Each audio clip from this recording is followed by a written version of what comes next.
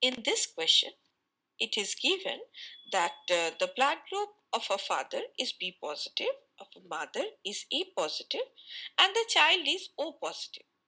And you have to choose the option that represents the correct genotype of father, mother, and child. Now, in the ABO blood group system, a person's blood group is determined by the alleles they inherit from their parents. So, it is given that the blood group of father is B positive.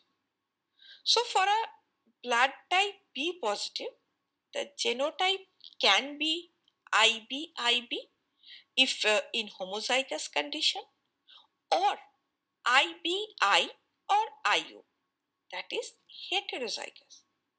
But it has been mentioned that the child is having blood group O.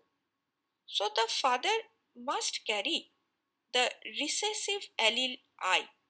So the blood group in the given case is IBI, that is in heterozygous condition.